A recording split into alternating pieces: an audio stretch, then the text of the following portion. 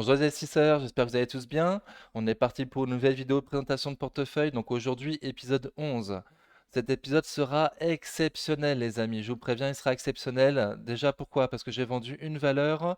J'ai vendu une valeur, donc elle a disparu du portefeuille. Il y a du sang, donc j'ai vendu en moins-value malheureusement. On va voir laquelle. Exceptionnel aussi parce qu'on va voir ensemble deux concepts psychologiques en bourse et on va faire deux études fondamentales parce que je l'ai oublié la semaine dernière. Pour ceux qui ont suivi, avant ça, il faut que je vous parle d'un gros souci que j'ai eu la semaine dernière. C'était ça, j'avais mis la vidéo, rappelez-vous. Alors, mon souci, c'est pas seulement ma gueule que j'arrive pas moi-même à reconnaître. Mon souci, c'est plutôt ça, le côté aéroport. Donc, on va se la faire à la Maxime, si vous permettez. Voilà, il faut que je vous raconte l'histoire de Kali. Kali, aujourd'hui, il a 40 ans. Il a un aéroport sur le crâne. Mais dans son esprit, dans sa tête, il a toujours 20 ans et il a toujours plus ou moins cette coupe de cheveux-là. Donc déjà, rien que pour l'honnêteté, s'il te plaît, mets un pouce, les amis, c'est sympa, mettez un pouce. Donc, malheureusement, cette coupe de cheveux, je ne l'ai plus, mais je ne suis pas quelqu'un qui a des problèmes, je suis quelqu'un qui cherche des solutions. Et cette fois, c'est mon coiffeur qui m'a aidé à trouver une solution sans prendre absolument aucun tact. Il m'a conseillé d'aller en Turquie pour me faire greffer des poils de cul sur la tête. Donc, qu'est-ce que j'ai fait? J'ai pris mon aéroport personnel et je suis allé en Turquie. C'est pour ce quoi aujourd'hui, j'ai des cheveux. Donc, mets un pouce la famille, s'il te plaît, mets un pouce. Ça serait sympa. Voilà, donc on va pouvoir déjà enlever cette photo qui me fait mal.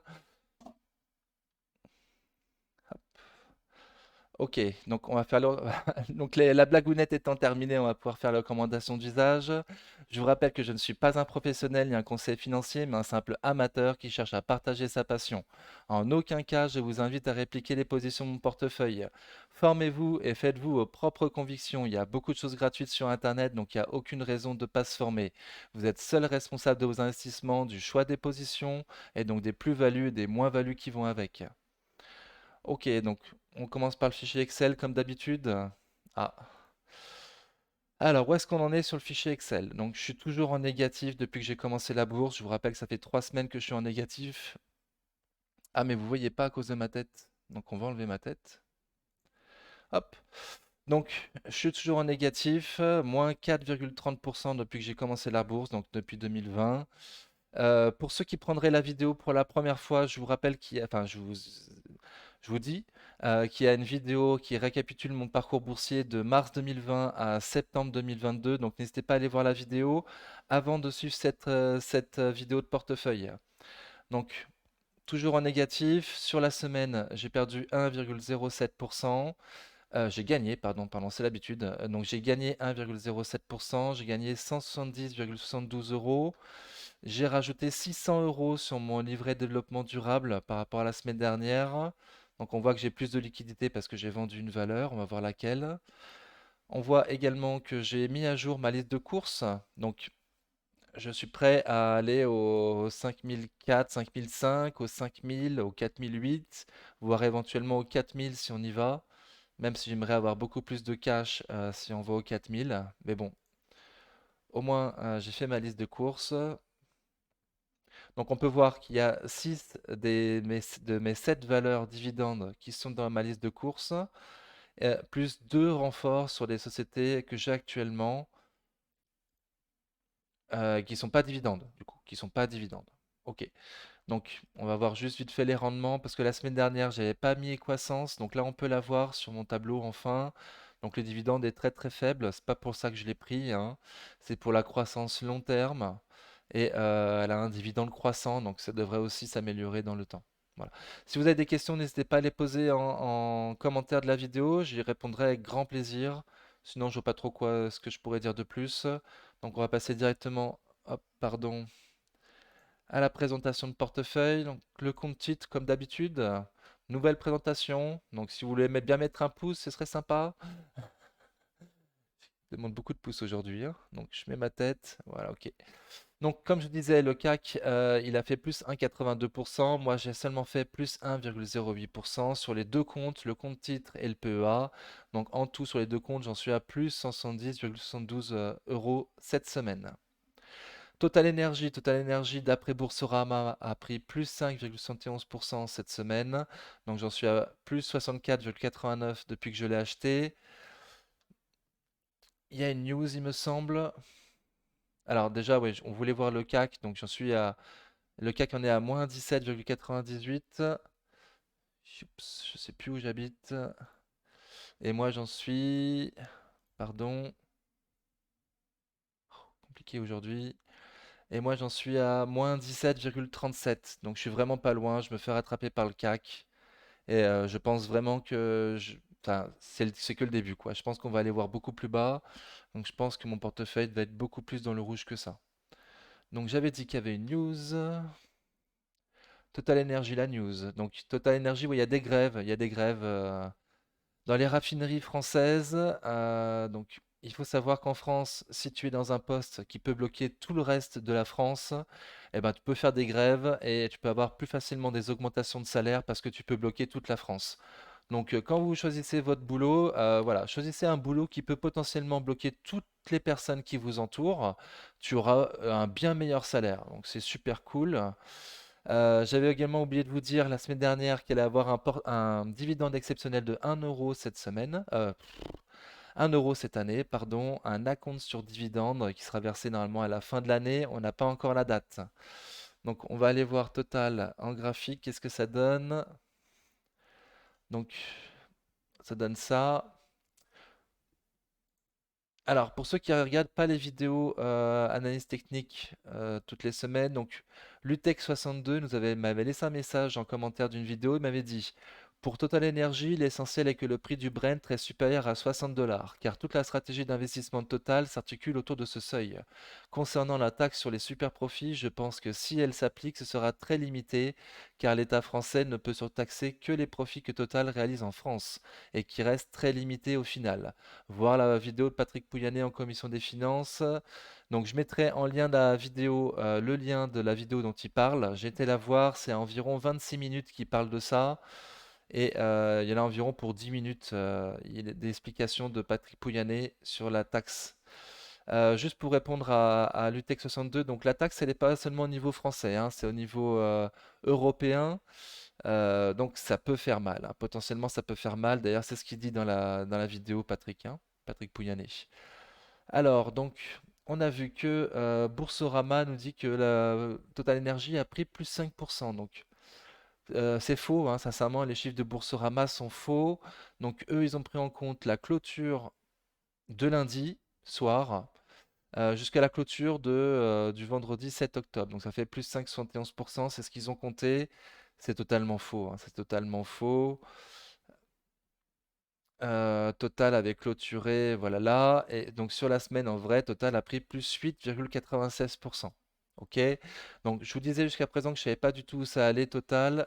L'OPEP a dit qu'ils allaient réduire leur production de pétrole. Donc maintenant, je suis beaucoup plus positif sur Total. Elle a repassé déjà au-dessus des mêmes 200 jours. Excusez-moi. Elle a repassé au-dessus des mêmes 200 jours. Elle a passé cette résistance. Voilà, moi je suis beaucoup plus positif sur Total. Donc je pense que dans un premier temps, ça va plus ou moins se casser la tête sur 54, 55. Et que si ça arrive à passer, ce serait super d'aller vers les 60 plutôt. Donc 60, ça correspondrait voilà, à des plus hauts de 2007. Éventuellement, moi, c'est mon objectif, en tout cas sur Total actuellement. Hmm, voilà. Donc, qu'est-ce qu'on peut voir d'autre? Ok, donc Ubisoft, toujours à la façon de compter de Boursorama, a perdu 1,88% sur la semaine. J'en suis à moins 42% depuis le début que je l'ai, depuis que j'ai la valeur. Il n'y a pas de news, donc on va aller voir en graphique ce que ça donne. Où est-ce que je suis? Ok, je suis là. Ubisoft. Ok, donc Ubisoft c'est extrêmement baissier, hein. C'est extrêmement baissier. Là, on est sur un support. On est sur un support des 28-30 euros environ. Donc écoutez, moi j'espère que ça va résister, hein. Je vous rappelle que j'avais acheté il y a 15 jours à 37,50 si je me souviens bien. Donc voilà, donc là c'est extrêmement vendu, c'est en survente, c'est voilà, mais c'est sur un support, donc est-ce que ça va résister? Est-ce que ça va préserver les 27 ou si ça casse les 27, pour moi on pourrait aller voir les 20 quoi. Voilà, donc pas casser les 27 sur Total, sur une Ubisoft, pardon, sur Ubisoft. Cumulus a fait moins 1,79% sur la semaine. J'en suis à moins 22,90% depuis que je l'ai. Donc j'ai aussi cette même valeur sur le PEA. Il n'y a pas de news. On va aller voir en graphique ce que ça donne. Donc c'est une très très petite valeur. Et il y a des OCA dessus, donc je vous la déconseille. Donc voilà, donc c'est extrêmement baissier, c'est extrêmement baissier.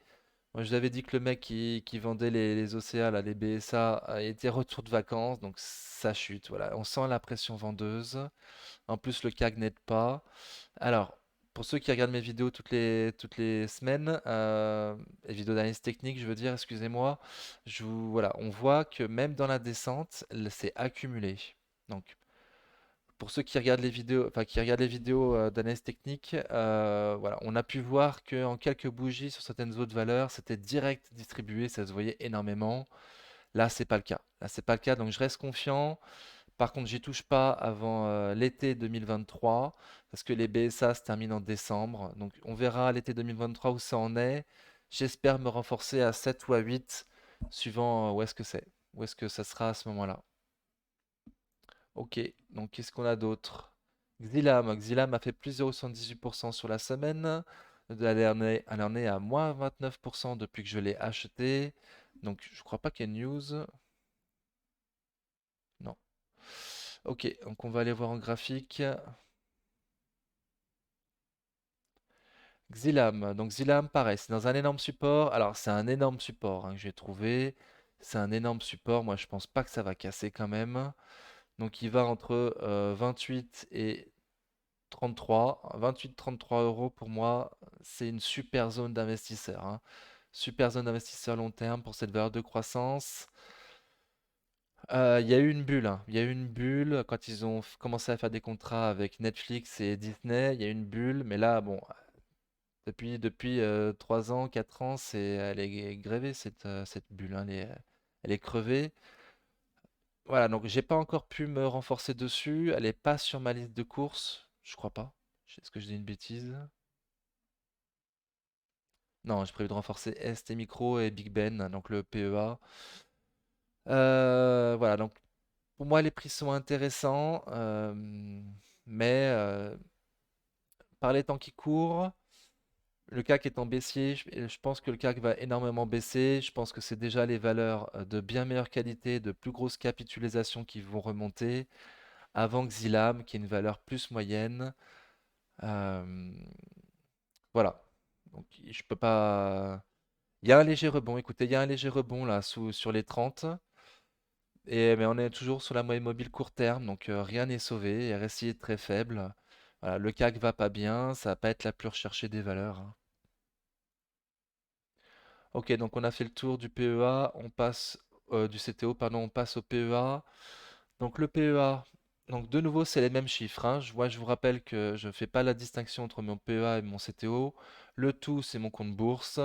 Donc il y a du sang. J'ai vendu Dassault Systèmes. J'ai vendu Dassault Systèmes. J'arrêtais pas de vous dire qu'elle me faisait peur cette valeur, que je l'avais achetée, que je voulais qu'elle reste au-dessus de sa moyenne mobile de 100 semaines. Donc lundi matin, elle a ouvert très fortement en baisse et je l'ai vendue pratiquement au plus bas de la semaine. Donc voilà, c'est comme ça. Voilà, j'ai eu peur. Je vous avais dit qu'elle me faisait peur cette valeur. Donc c'est les deux concepts qu'on va voir ensemble. On va les effleurer les concepts, hein. Je vais pas vous mentir. Ah, il y a une news sur Ubisoft. Euh,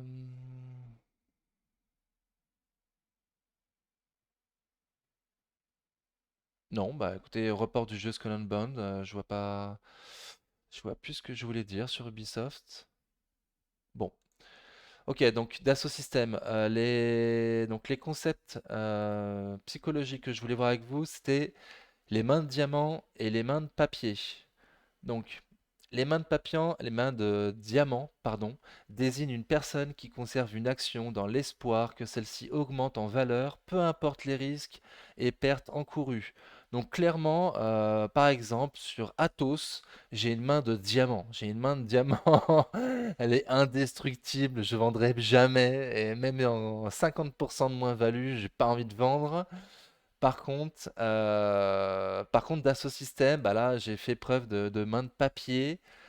Donc, la main de papier désigne une personne qui vend une action dès que cette dernière commence à perdre en valeur. Voilà, donc c'est exactement ce qui m'est arrivé. C'est aussi ce qui arrive à tous les nouveaux qui achètent des valeurs sans les avoir étudiées eux-mêmes, qui achètent des valeurs sur les conseils d'autres personnes.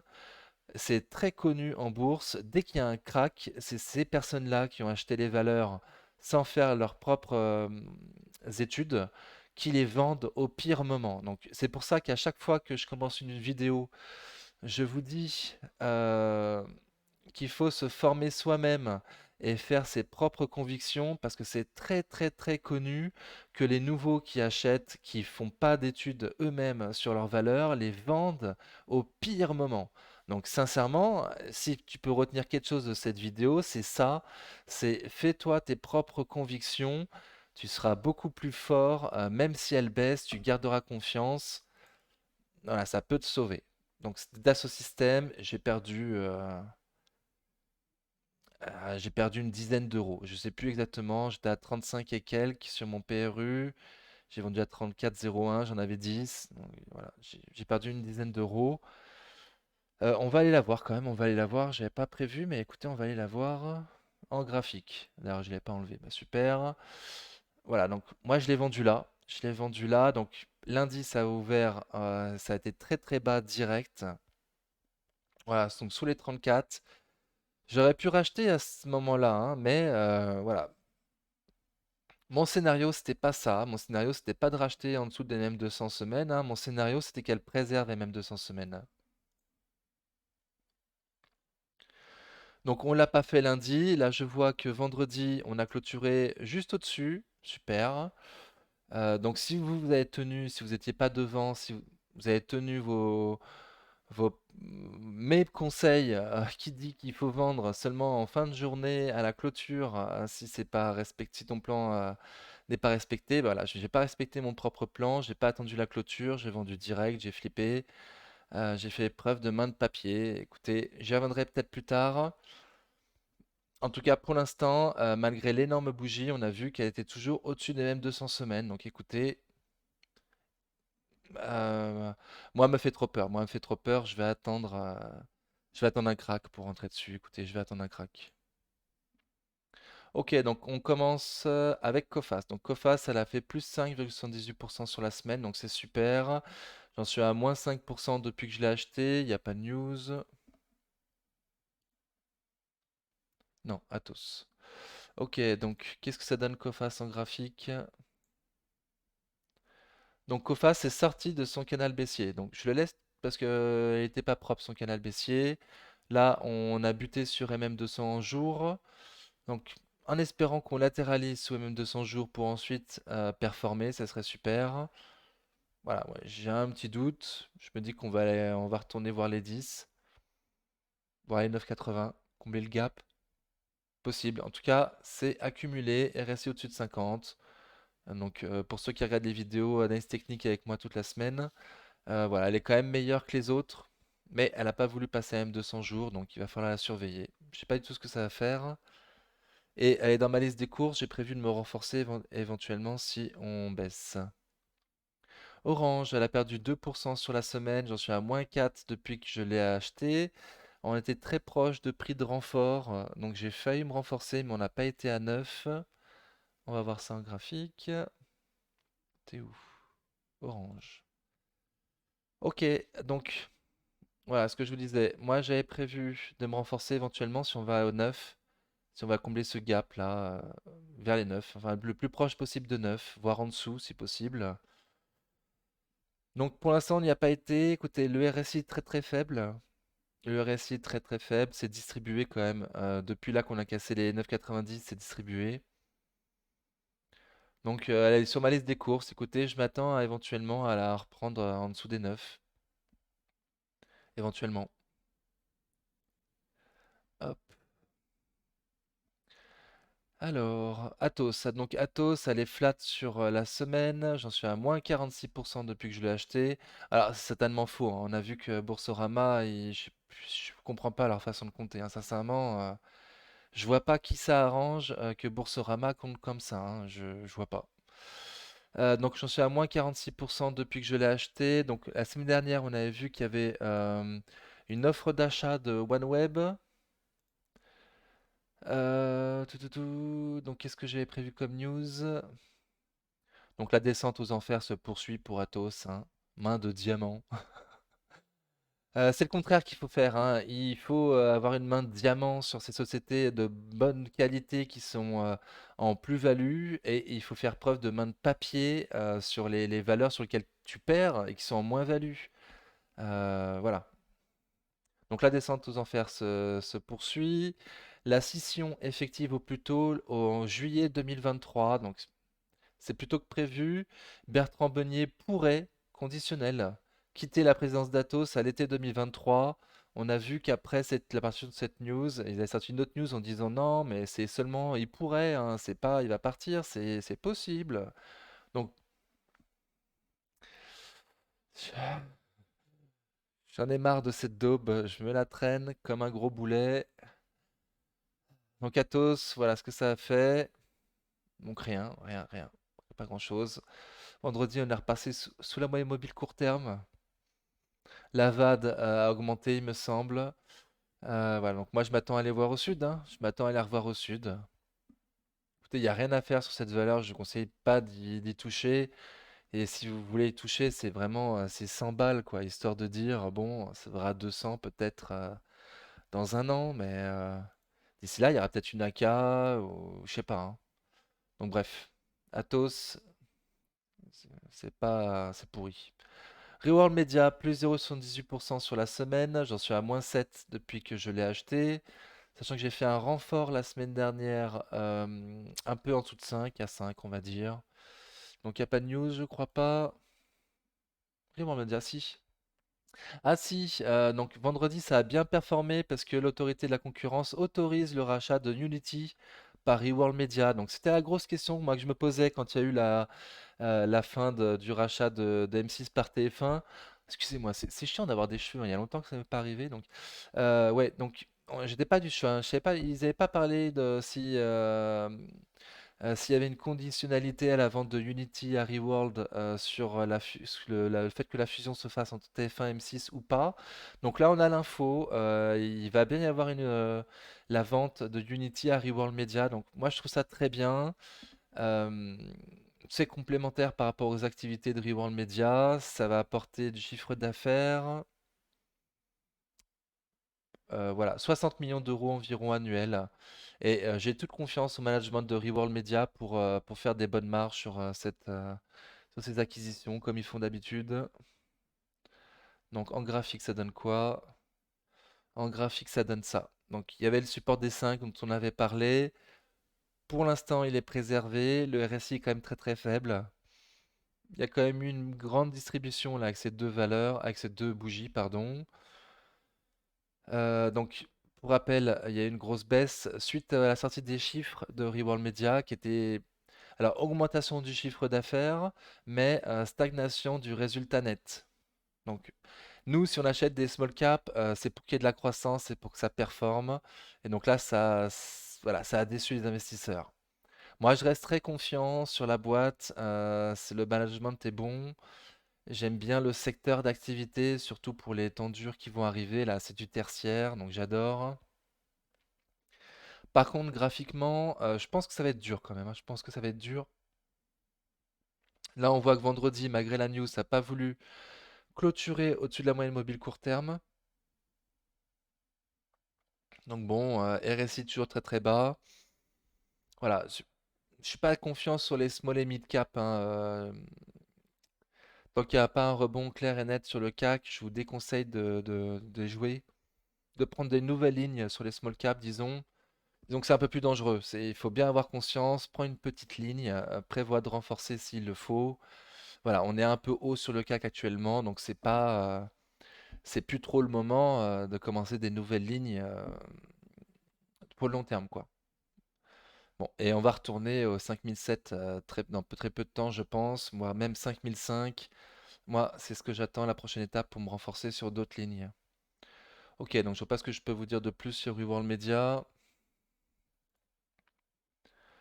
Amundi, elle a perdu 2% sur la semaine. J'en suis à moins 30% depuis que je l'ai acheté. Je vous avais dit la semaine dernière, donc il n'y a pas de news, hein.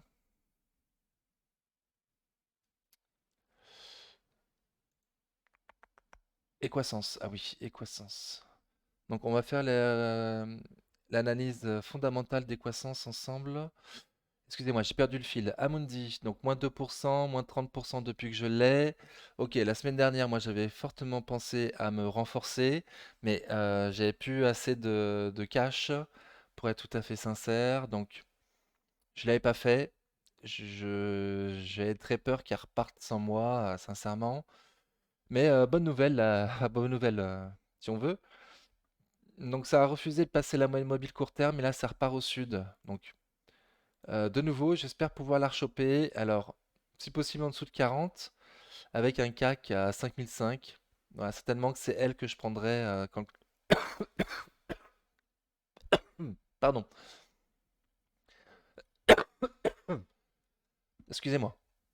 Donc probablement que c'est la valeur que je prendrai si le CAC va à 5005. C'est la valeur que, voilà, que je prendrai. Donc je pense qu'on va retourner au 42, hein, enfin au 41. Je pense. On va voir, mais enfin, voilà. C'est mon scénario en tout cas.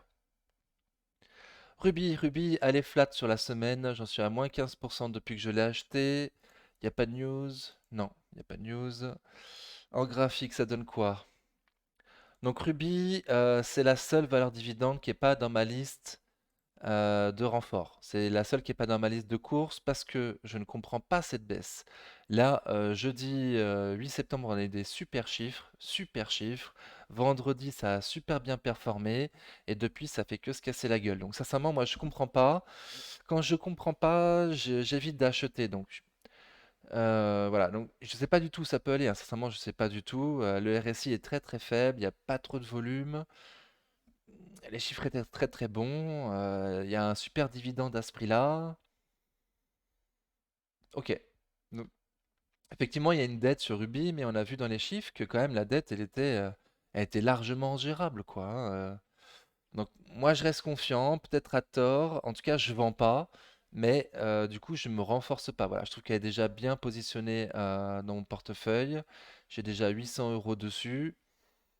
Donc éventuellement, si ça part sans moi, écoutez, c'est pas grave. J'aurais renforcé autre chose. Donc STM, elle a fait plus 3% sur la semaine. J'en suis à plus 7 depuis que je l'ai acheté. Qu'est-ce qui s'est passé graphiquement? Donc graphiquement, lundi 3 octobre, ouais, bon, elle a pris plus que 2%, hein,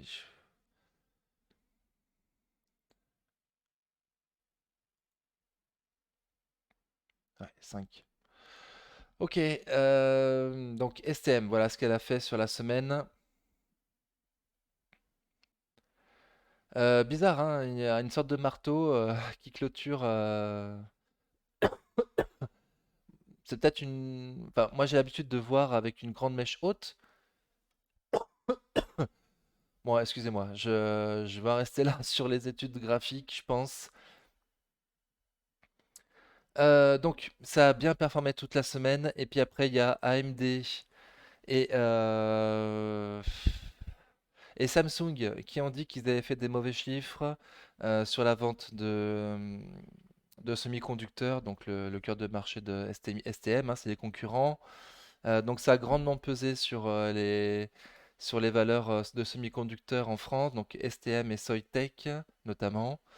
Par contre, j'ai vu une autre news sortir en clôture, il me semble.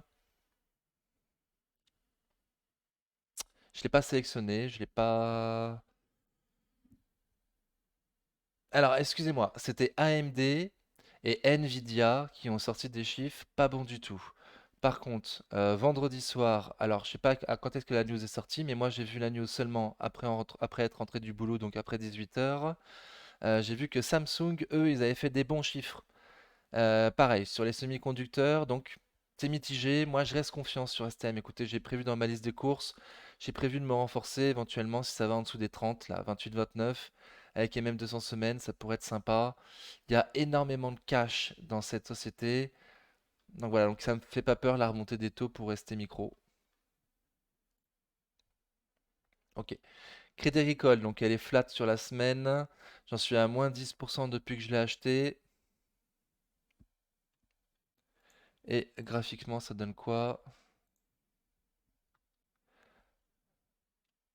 Donc graphiquement, c'est en baisse là depuis février 2022. Personnellement, j'ai prévu de me renforcer si on va à 8, donc 8 environ, hein, 7,80, 8 euros quoi. Et si on va à 7, combler ce gap à 6,982, là, j'en rêve. Ça serait super, donc je trouverai le cash pour me renforcer, même si on va à ces prix-là. Elle est sur ma liste de courses, voilà, mais j'attends vraiment 8 et je sauterai pas dessus non plus, donc on va voir ce que ça donne. Sinon, donc ça a très bien performé comme beaucoup de valeurs, hein. Mardi 4 octobre, il y a eu un début de rebond. Voilà, moi je me suis fait piéger. Alors j'ai rien acheté, mais j'étais persuadé que c'était un rebond qui allait quand même mieux performer. Alors qu'en fait, voilà, ça a fait pchit sur la plupart des valeurs dès le lendemain. C'était que ce mardi-là, là. C'était que ce mardi. Écoutez, je sais pas trop ce qui s'est passé. C'était énorme cette journée, euphorisante pour tout le monde. Donc, au moins, voilà, on a eu tous un grand sourire, j'imagine, à la fin de la journée en voyant notre portefeuille. J'ai même vu un YouTuber très célèbre sortir sa vidéo juste après cette journée-là, en prenant en compte les chiffres du mardi 4 octobre. Donc, vous voyez, hein, quand on a un portefeuille très rouge, ça fait tout de suite beaucoup de bien de voir ces grosses montées, mais c'est tout de suite redescendu. Ça sert à rien. Ok, donc prochaine valeur, Cumulus Vape. Cumulus Vape, elle a fait moins 1,119% sur la semaine. J'en suis à moins 28% depuis que je l'ai. Donc sur le PEA, on l'a déjà vu sur le compte titre. Donc mon PRU est plus élevé sur le PEA que sur le compte titre. Voilà, le compte titre, je compte la vendre dès que je peux. Dès que je peux. Par contre, sur le PEA, je compte la garder un peu plus longtemps. Voilà, pour la croissance long terme, tant que les chiffres sont bons, plus ou moins, quoi. Donc il n'y a pas de news, on va aller voir en graphique ce que ça donne. Oh, bah non, on a déjà vu, écoutez, on a déjà vu. Equasens, elle a fait plus 2,80 sur la semaine, j'en suis à plus 3,60 depuis que je l'ai acheté. On a prévu de la regarder sur une bourse ensemble. Donc la semaine dernière, on avait étudié la vidéo de Xavier Delmas qui nous questionnait sur le fait si on n'était pas trop confiant en tant qu'investisseur. Donc, je vous avais dit que moi, je regarde notamment sur la façon dont on trouve les valeurs, dont on les étudie. Donc, je vous avais dit la semaine dernière qu'on verrait ensemble comment moi je fais. On l'avait déjà fait la semaine d'avant. Mais la semaine dernière, j'avais oublié. Donc là, on va la faire pour Equasens, on va la voir ensemble. Donc, première chose que je regarde, moi, c'est la note zone bourse. Donc, 4 étoiles et demie sur 5, 83%, donc c'est super. Il y a un PER de 20, il y a un petit rendement, ok. Il y a de la trésorerie, il n'y a pas de dette, donc ça c'est super. Avec la remontée des taux, il faut vérifier à prendre des entreprises qui ont de la trésorerie et pas de dette. Il y en a beaucoup qui ont des trésoreries, donc il n'y a aucune raison de rentrer sur Alstom, par exemple. Ok, ensuite je regarde plus en détail, donc on a vu PER de 20. Donc première chose que je fais, je vais voir le PR moyen. Le PR moyen depuis 2012, du coup, c'est 25. Donc là, on est à 20. Donc c'est pas mal. On va voir les chiffres. Oups. Oh, zut. Ok, excusez-moi, j'ai cliqué où il fallait pas. Ok, donc on attend un chiffre d'affaires croissant. Donc chiffre d'affaires croissant, très très bien. Il n'y a même pas eu de baisse en 2020 avec la crise Covid. Donc ça, c'est super rare, c'est super bien. Je veux un EBITDA croissant d'année en année. Donc là, c'est effectivement bien le cas. Je veux des marges. Waouh! Alors, Je vise plutôt entre 10 et 20, hein. Donc là, c'est au-dessus de 20. C'est au-dessus de 20, 23, 26, 25, 27, 26. Donc en gros, il y a des marges entre 25 et 26%. Donc super, génial. Un résultat net en croissance d'année en année. Donc c'est bien le cas. Il y a bien une augmentation du résultat net d'année en année. Des marges nettes euh, stables, hein, entre 17 et 20. Un bénéfice net en action, par action, pardon, en croissance chaque année. Donc c'est bien le cas. Et je souhaite aussi un dividende inférieur au bénéfice net par action, mais en croissance également chaque année. Donc là, c'est bien le cas. Et on voit qu'il y a à peu près un payout ratio de moins de 50%. Il y a un payout ratio de moins de 50%, donc on va dire 40%. Donc l'entreprise, sur les bénéfices qu'elle fait, elle verse 40% à l'actionnaire, elle s'en garde 60% pour elle, pour éventuellement faire des acquisitions externes, ce que Equasens fait régulièrement. Je vous rappelle les vidéos de Xavier Delmas dans lesquelles il nous avait expliqué, il avait trouvé une étude qui expliquait comment trouver les multibaggeurs. Et il avait expliqué qu'il fallait pas forcément, enfin qu'il fallait pas prendre une entreprise qui perdait de l'argent, qu'il fallait prendre des petites boîtes qui gagnaient de l'argent et sur lesquelles euh, les dirigeants faisaient des acquisitions externes. Voilà, c'est de ce qui ressortait de cette étude pour avoir des multi-baggers, c'était ça qu'il fallait viser. Donc, je suis exactement dans ce qu'il faut viser à mon avis pour qu'Equasens à l'avenir multiplie le cours de bourse par plus de 2. Écoutez, moi je la vise à 120 euros minimum, j'ai visé les 60.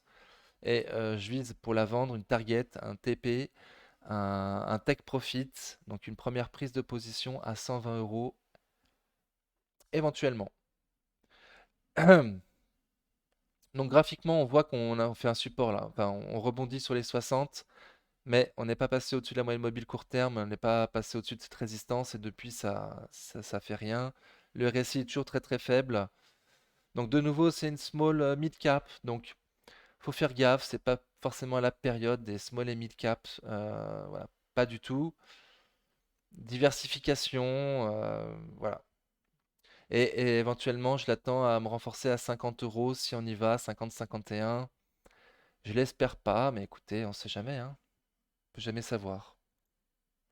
J'ai pris mon risque. Stellantis, ça fait moins 1,60% sur la semaine. On en est à moins 17% depuis que je l'ai acheté. Donc société dividende, j'ai prévu de me renforcer. J'ai pas vu news. Si. Ils nous disent le marché européen devrait de nouveau reculer en 2022 selon les constructeurs. Donc, j'arrête pas de vous dire moi dans mes vidéos qu'il faut éviter les sociétés industrielles. Donc, une raison de plus pour éviter les sociétés industrielles, Stellantis notamment. Je dis ça, mais moi j'ai prévu de me renforcer. J'ai prévu de me renforcer à 11,50 si on y va. Alors je dis ça, il faut voir où en sera le CAC, hein. Il faut voir où soit le CAC. J'ai prévu de prendre qu'une seule valeur quand le CAC sera à 5005 parce que j'ai pas assez de cash pour en prendre plus et que je préfère réserver mon cash au cas où on va à 5000 ou 4008. Voilà, donc on verra où en est Stellantis quand le CAC sera à 5000 ou à 4008. Je pense pas que je prendrai du Stellantis avant ça. Putain, c'est chiant les cheveux en fait, hein. Je comprends pourquoi je me rase la tête moi. Putain, c'est chiant. Excusez-moi. Donc voilà, je vous ai dit que moi je m'enfonçais à 11,50 et franchement graphiquement c'est moche, hein. Voilà, je serais pas étonné qu'on va à 11,50 et encore une fois, je vous dis que je me renforce à 11,50 mais je me renforcerai quand le CAC sera à 5000 et on verra bien où Stellantis sera quand le CAC sera à 5000. Voilà, c'est beaucoup plus juste de dire ça comme ça. C'est beaucoup plus juste. Big Ben, elle a perdu 2,70% sur la semaine. J'en suis à moins 25% depuis que je l'ai acheté. Je vous rappelle que je vous avais dit, hein, il fallait que je la vende, cette société. Je suis rentré comme un gros bourrin.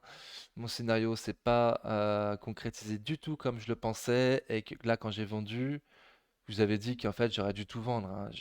J'aurais été plus malin, j'aurais tout vendu, quoi. Mais bon, je suis un être émotionnel, je m'attache à ces sociétés. Là, on est à plus 10%, donc écoutez, j'ai trop à perdre pour demander le divorce, c'est pas le moment. Elle est prévue sur ma liste des courses. Encore une fois, on verra où elle en sera quand le CAC sera à 5000. J'ai pas prévu de me renforcer sur elle à 5005. Donc potentiellement plus bas. J'en suis pas sûr du tout parce que c'est quand même une belle valeur, hein. Sincèrement, Big Ben, c'est quand même une belle valeur. Belle croissance, régulière, beau management. Euh, donc voilà, donc là on est à 10. Écoutez, voilà, personne n'est devin, les marchés sont extrêmement difficiles ces temps-ci. Est-ce qu'on va à la 9? C'est possible. Tout est possible.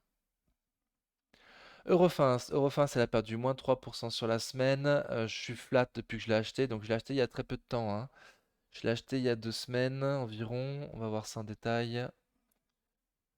Donc de long terme, c'est magnifique. C'est magnifique. Il y avait une bulle Covid. Là, on est repassé.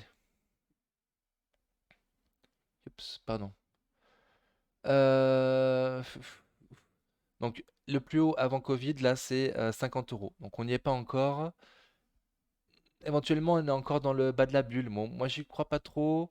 J'ai visé les 60 pour l'acheter. J'ai visé les 60. Jogibi, si tu nous écoutes, je t'avais demandé dans une vidéo savoir si tu n'avais pas un biais d'ancrage pour nous dire 40-45 euros pour Eurofins. Si toi-même tu n'avais pas acheté déjà cette valeur à 40-45. Donc j'attends que tu me répondes. Sinon, voilà, j'efface ton message en fait. Moi, 40-45, je trouve ça vraiment trop trop bas. Et éventuellement, si ça craque, je pense que ça peut aller à 50, mais franchement, je pense pas plus bas.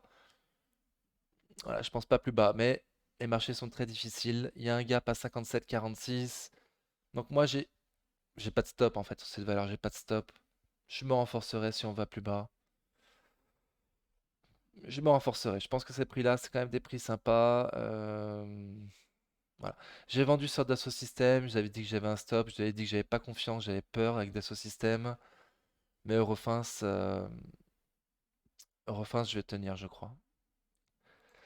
Ok, j'ai une toute petite ligne, hein, j'ai vraiment une toute petite ligne sur Eurofins.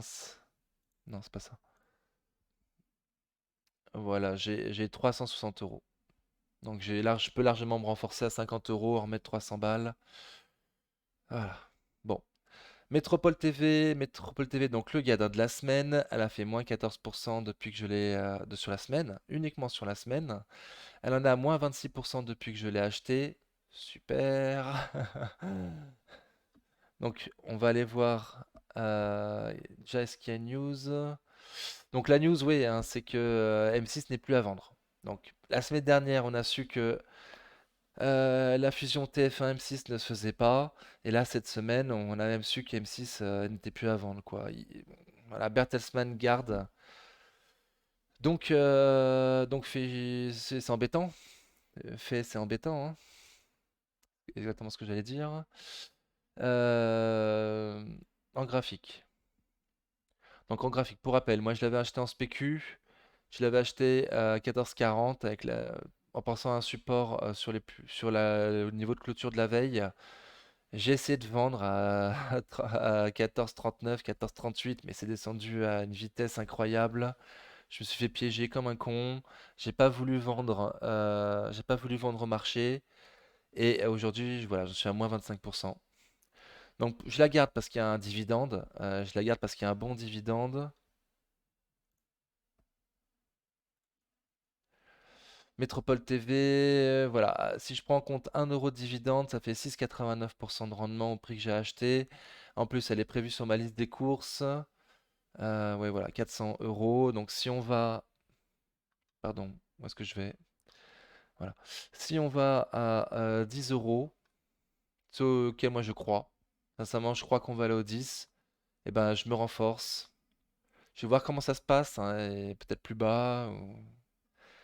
Donc faire baisser mon PRU à 12, augmenter mon rendement. Et espérer en sortir. Alors, je sais pas quand, parce qu'il va rien se passer sur Métropole TV hein, pendant 5 ans. Mais Bertelsmann ne peut pas vendre à Métropole TV avant 5 ans. C'est la loi. Donc voilà, je compte faire baisser mon PRU aux alentours de 12 en achetant à 10 pour profiter du dividende et éventuellement revendre. Alors du coup, pas à 12, hein, j'ai pas renforcé Amundi la semaine dernière à 41. parce que j'étais rentré comme un con sur Métropole. Donc je vais pas maintenant la vendre dès que je peux, quoi. Non, je vais attendre 17-18, quoi, si possible. Voilà, bon. En tout cas, moi, je pense au 10. Franchement, je pense au 10 sur un Métropole. C'est extrêmement moche. Voilà. En quelques bougies, là, on voit quand même à quel point c'est vendu, hein. À comparer avec Cumulus Vape, qui a une valeur OCA BSA. Donc, il faut faire hyper gaffe aux valeurs OCA BSA. Seulement, voilà, on voit que sur l'accumulation distribution, c'est différent, hein. Cumulus est largement différente de toutes les dopes qu'on peut voir habituelles. J'ai été où? Métropole TV, Métropole TV, ok. Voilà, donc je pense qu'on va aller au 10. Écoutez, on s'est tout dit, j'ai l'impression. J'avais rien prévu d'autre. Ça fait un peu court. Ah bah si, on devait faire l'analyse fondamentale de Métropole TV. Alors, ouais, donc pour rappel, la semaine dernière, il y avait donc Xavier Delmas qui nous avait fait la vidéo, on l'avait étudié ensemble, on l'avait regardé ensemble, et je vous avais dit que euh, moi je pensais étudier les valeurs, mais c'est sûr que quand tu compares par rapport à Xavier Delmas, on fait pas bien, mais je pense que déjà faire comme ça, c'est déjà pas mal. Voilà, donc note zone bourse de Métropole TV 4 étoiles et demie sur 5, 87%. On voit qu'il y a un rendement, donc 11% à ce prix-là, hein. Moi j'en suis à 6. Chier. Pardon. Il y a un PER de 6, il y a la trésor, il n'y a pas de dette, donc c'est super, c'est ce qu'il faut viser encore une fois. Tertiaire, trésor. Je me rappelle plus du PER, pardon. PER à 6, PER à 6. Et on a un PER historique sur M6, 11,3. Donc potentiellement, on est à bas prix actuellement, hein. Alors potentiellement, on est à bas prix, mais on va voir qu'il y a une bulle en fait, hein, sur M6, il y a une bulle. On va voir. On va voir. Écoutez. Donc, je souhaite de nouveau, on va le refaire, je souhaite un chiffre d'affaires en progression d'année en année. Donc 2017, 2018, 2019, 2020, 2021, c'est pas trop le cas parce qu'en 2020, ça a chuté. Donc on ne prend pas trop en compte ces crises Covid, c'est sur le même cas sur toutes les valeurs, sur beaucoup de valeurs. Un EBITDA en croissance chaque année. Donc, c'est bon, c'est bon, c'est bon, c'est pas bon. C'est super bon. C'est méga bon. Ok, des marges d'exploitation stables, mais au-dessus de 10. Donc là, c'est super. 18, 18, 19, 20, 24. 24. Résultat net. Donc, c'est bon, ça augmente. Là, ça baisse en 2019. Ça explose en 2020 et c'est de nouveau très haut en 2021. Donc, c'est ça que je vous parlais sur le PER de 6 actuellement, mais qu'il fallait peut-être pas prendre en compte ce PER. Pour moi, il y a eu quelque chose le Covid a changé quelque chose. Alors, est-ce que c'est durable? J'en sais rien. Je pense pas. Je pense qu'il y a eu beaucoup de restrictions en 2021. euh, En 2020-2021, c'est pour ça que les chaînes de télé n'ont pu faire que des plateaux. Ils n'ont pas pu trop faire des trucs à l'extérieur, faire des trucs en groupe. Voilà, donc à mon avis, c'est ça qui explique l'augmentation fulgurante du résultat net et des marges. C'est le fait qu'il y ait des restrictions sanitaires et que du coup, ils n'ont pas pu faire tout ce qu'ils devaient faire habituellement, hein. Donc, ils faisaient des trucs qui coûtaient moins cher. Voilà, donc c'est pour ça qu'aujourd'hui, le PER est très très faible, mais je ne tiendrai pas trop en compte. Voilà. Donc, j'espère avoir été clair. Encore une fois, je suis un amateur. J'essaie de faire de mon mieux, sincèrement, mais je sais que des fois, je suis pas toujours clair. Donc, on a un bénéfice net en action. Donc, pareil, j'attends qu'il soit en progression d'année en année. Donc, c'est le cas, sauf en 2019. Et en 2020-2021, ça explose. Donc, je souhaite un dividende en progression et inférieur au bénéfice net par action. Donc, et il est. Bon. Alors, il n'est pas en progression en 2020. Enfin, au contraire, il est en forte progression en 2020, mais on est retombé en 2021 au niveau du dividende. Donc c'est pour ça que moi j'ai pris en compte un dividende de 1 euro, hein. Il me semble que c'est le minimum à viser sur M6. Et on voit qu'à chaque fois, ils versent moins que leur bénéfice. Donc là, par contre, le payout ratio, il est compliqué à calculer parce qu'en 2018, il était de presque 75% et en 2021, il a été de moins de 50%. Donc, j'espère avoir un dividende exceptionnel en 2023 de la part de M6. Étant donné qu'ils n'ont pas pu faire la fusion, ça serait un bon cadeau. Voilà, ce serait un bon cadeau, je trouve. Ok, donc c'est comme ça que je regarde moi les chiffres, savoir si c'est une belle valeur sur laquelle je rentre. Et éventuellement à la fin, je regarde également s'il n'y a pas une trop grande émission d'actions chaque année, une dilution de l'actionnaire de nous, quoi. Donc là, ça va. Il y a une augmentation, effectivement. Bon, il y a, il y a- il y a souvent une augmentation, hein, parce que généralement, les belles entreprises, elles font participer leurs salariés. Elle leur propose de participer aux augmentations de capital réservées aux salariés pour les motiver. Donc moi, ça me dérange pas trop. Voilà, quand il y a une faible augmentation du nombre de titres d'année en année, ça me dérange pas trop. Il faut bien vérifier que le bénéfice net par action augmente chaque année et que c'est pas le top management qui s'offre à eux uniquement à eux des valeurs gratuites, des actions gratuites pour ensuite les revendre immédiatement sur le marché, hein. Ça arrive très souvent. Ça, c'est un très mauvais management. Donc, voilà, voilà. Le management sur une entreprise, c'est primordial. Et pour autant que je sache, les dirigeants d'M6 ne vendent pas, ne s'approprient pas des actions gratuites qui revendent tout de suite. Au minimum, tu les stocks, quoi. Au minimum, tu les stocks et tu les vends à la retraite. Bon bah écoutez, on a fait le tour de la vidéo, j'espère que c'était pas trop long, je pense que si, mais écoutez, on s'est de nouveau vu, vous m'avez vu avec mes nouveaux cheveux made in Turkey, donc si t'as pas mis de pouce, mets-en un s'il te plaît. Rien que pour ça, hein, j'ai fait l'aller-retour dans la semaine pour aller en Turquie, hein. Regarde ces beaux cheveux là qui brillent là. Voilà, voilà. Bon, j'arrête mes conneries. Allez, je souhaite à tous plein de bonnes choses, faites attention à vous, ciao!